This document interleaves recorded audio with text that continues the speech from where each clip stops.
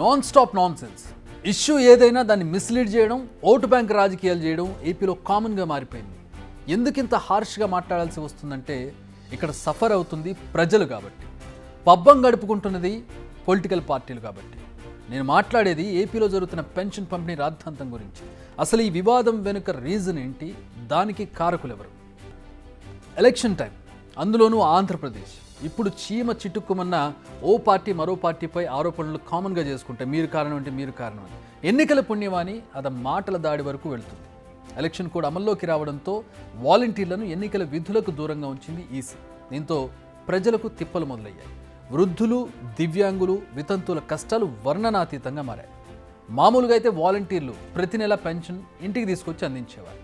ఇప్పుడు ఈసీ నిర్ణయంతో ఈ సీన్ మారిపోయింది. వాలంటీర్లు విధులకు దూరంగా ఉన్నారు.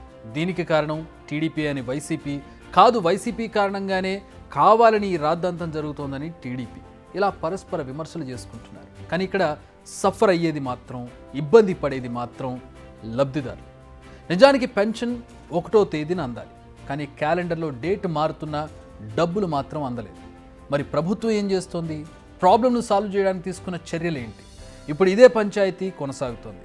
ప్రస్తుతం వృద్ధులు, దివ్యాంగులు సచివాలయాల చుట్టూ తిరిగే పరిస్థితి. 3వ తారీఖు వచ్చేసింది, ఇంతవరకు డబ్బులు రాలేదు. 1వ తేదీ వస్తుందంటే ఎవరి అవసరాలు ఎలా ఉంటాయో వర్ణనాతీతంగా ఉంటుంది. ఈ నేపథ్యంలో అసలే ఆదరవు లేనటువంటి వృద్ధులు కావచ్చు, వికలాంగులు కావచ్చు, డబ్బు కోసం ఎదురు చూస్తూ ఉంటారు. వారికి 1వ తారీఖున రావాల్సినటువంటి డబ్బు ఇంతవరకు అందకపోవడంతో వాళ్ళు ఇబ్బంది పడుతూ ఉంటారు. అందుకే ఎండనక్క కూడా లోపలికి వచ్చి, సచివాలయాలకు వచ్చి తమ డబ్బు ఇమ్మని చెప్పి అడుగుతున్నటువంటి పరిస్థితి. వాళ్ళకి సరైన ఆన్సర్ లేనటువంటి పరిస్థితి సచివాలయంలో కనపడుతుంది.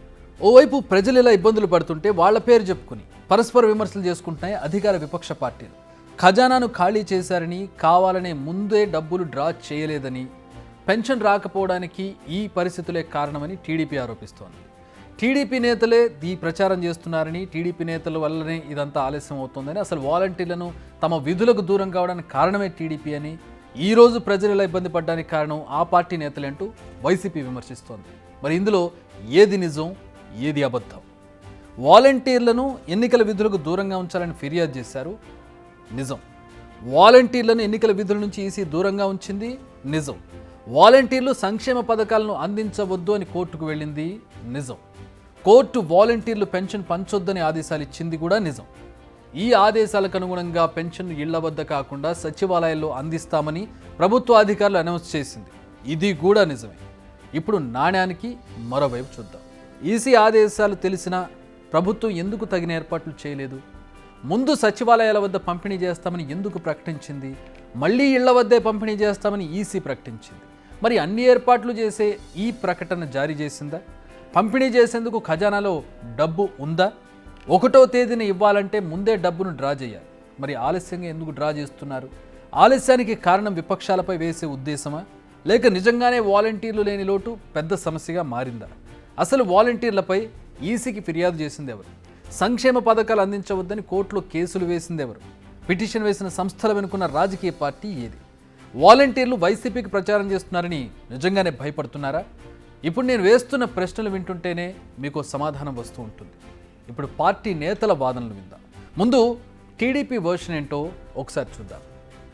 అన్ని బటన్లు కూడా చేయూత డబ్బులు కావచ్చు, ఆసరా డబ్బులు కావచ్చు, ఇవన్నీ కూడా ఈ 13,000 కోట్లు కూడా నీ అస్మదీయులకి, నీ పార్టీ నాయకులకి, నీ ఎమ్మెల్యేలు, ఎంపీలు, మంత్రులు చెప్పిన కాంట్రాక్టర్లకి ఆ డబ్బులన్నీ కూడా కట్టబెట్టారు. అందుకనే ఇవాళ సచివాలయాలకి డబ్బు రాకుండా ఇబ్బందులు పడతా ఉన్నారు. 3వ తారీఖు ఇస్తామన్నా చెప్పినా కూడా ఇవాళ కూడా సచివాలయాలకు డబ్బు రాలేదు. కాబట్టి దీని మీద ఇమీడియట్గా చీఫ్ సెక్రటరీ ఇమీడియట్గా స్పందించాలి. సో అది టీడీపీ వర్షన్. వైసీపీ నేతలు చెబుతున్న మాట ఏంటి? ఏ ఒక్కరోజైనా 59 మాసాల్లో చంద్రబాబు నాయుడు కానీ ఏ తెలుగుదేశం పార్టీ వాడైనా వాలంటీర్లు లంచం తీసుకుంటున్నారని ఎక్కడన్నా మాట్లాడిన సందర్భం మీరు గమనించండి. మాట్లాడలేకపోయారు. అంత నీతిగా బతికారు వీళ్ళు. ఇవాళ వాళ్ళ గురించి భయం మీకు. మరి ఎవరు వాలంటీర్ ఎవరు? అంబికా దర్బార్ బత్తాడు. భగవంతుడికి భక్తుడికి అనుసంధానమైంది అంబికా దర్బార్ బత్తి. అడ్వర్టైజ్మెంట్ రోజు వింటాం కదా. ఈ అంబికా దర్బార్ బత్తిని చూసి మీకెందుకు భయం? ఈ రాష్ట్రంలో ఉన్నటువంటి అగ్రవర్ణ పేదలకి, బీసీ, ఎస్సీ, ఎస్టీ, మైనార్టీలకి, జగన్ ప్రభుత్వానికి మధ్య అనుసంధానంగా ఉన్నటువంటి వాళ్ళు ప్రభుత్వ ఉద్యోగులు ఎట్లా ఉన్నారో వీళ్ళు కూడా అంతే ఉన్నారు. హాన్రోని తీసుకుని నిష్పక్షపాతంగా, నిజాయితీగా, దమ్ముగా, ఆత్మవిశ్వాసంతో పనిచేసినటువంటి నికార్సైన మనుషులు వీళ్ళు. వాళ్ళని చూసి ఈ రకంగా మాట్లాడుతూ ఇలా ఎవరి వాదనలు వారివే, ఎవరి పంచాయతీ వారిది. వీరి మాటలు వింటే బ్లేమ్ గేమ్ తప్ప సమస్యకు పరిష్కారం అయితే కనిపించదు. ఇప్పటికీ అంటే 3వ తేదీన చీకటి పడే సమయానికి కూడా చాలా సచివాలయాలకు ఇంకా నగదు అందలేదు. ఇక్కడ కూడా రాజకీయమే మొదలైంది. చాలామందిని సచివాలయాల వద్దకు తరలించారు. మరి వారికి ఇప్పుడు ఇన్ఫర్మేషన్ ఇచ్చింది వైసీపీ నేతల, టీడీపీ నేతల అన్నది తేలాలి. కష్టాలన్నీ టీడీపీ వల్లే అన్నది వైసీపీ లైన్. నగదు లేకపోయినా కావాలని తిప్పుతున్నారన్నది ప్రూవ్ చేయాలన్నది టీడీపీ టార్గెట్. ఈ రెండు పార్టీల మధ్య నలిగిపోతున్నది మాత్రం లబ్ధిదారులు. ఇప్పటికే 2 వృద్ధులు వడదెబ్బకి మరణించారు. మరిన్ని ప్రాణాలు పోయేలా చేయకండి. 3వ తేదీ నుంచి 6వ తేదీ వరకు పంచే సమయంలో వాళ్ళకు ఒక ప్రొసీజర్ లేదు, ఒక ఇన్ఫర్మేషన్ లేదు. ఇలా లేని సందర్భంలో అందరూ సచివాలయానికి వెళ్ళడం, ఎండకి ఎండి అక్కడ వడదెబ్బ తగిలి చనిపోవడం, ఇంత దారుణమైన పరిస్థితులు ఏపీ సచివాలయాల దగ్గర ఉంది. ఈ చనిపోయిన వారిపై కూడా కొత్త రాజకీయం మొదలు పెట్టకండి.